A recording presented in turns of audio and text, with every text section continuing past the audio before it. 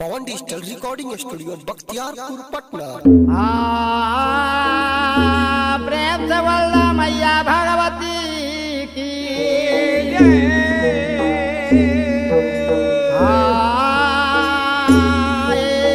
भाई पवन स्टूडियो बख्तियारपुर पटना से हम सुजीत संगम, हमारे साथ में बसंत लाल भाई है और ईश्वर भाई है। वही समय में माई जगदम्मा कमला किनारे स्नान करे कैसे पूर्णिमा में गेलथिन भगती सिया के तल में जगदम्मा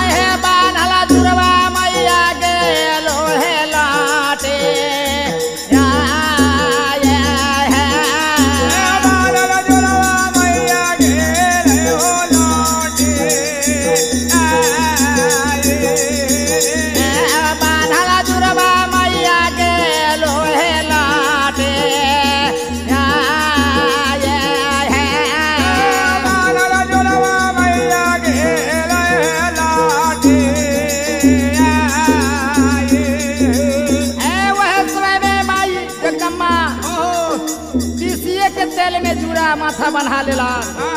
अब हुनकर माथा जुड़ा सब लटिया गए। वह समय में माई कहाँ चलला आए माथा माई ले चलला जगदम्मा माता माई ले चलला जगदम्मा आए माथा माई ले चलला जगदम्मा माता माई ले चलला जगदम्मा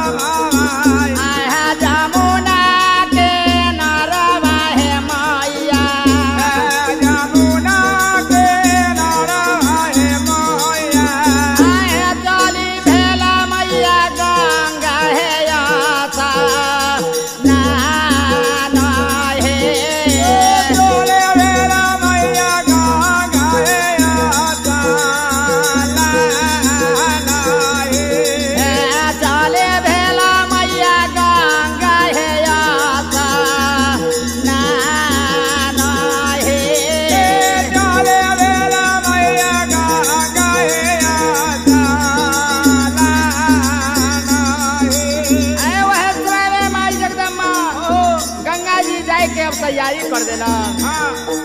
कैसे जाता आए है ये कोसा चलला जगदम्मा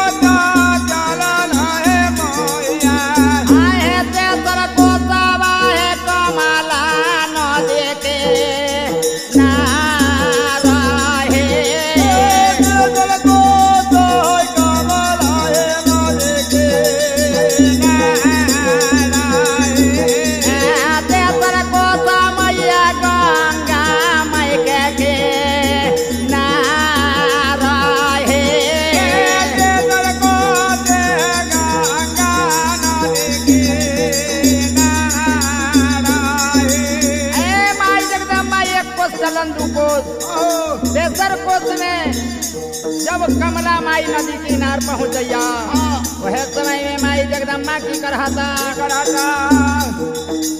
आए है करे जब लगलो जगदम्मा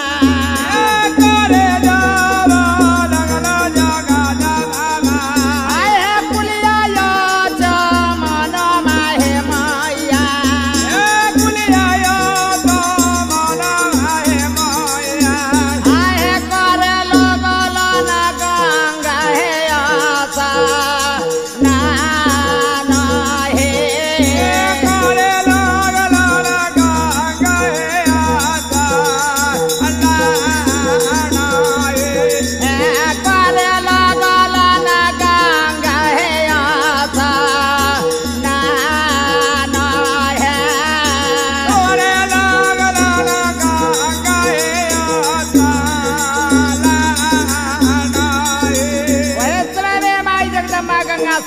के वह समय में की करता नानो जगत मामा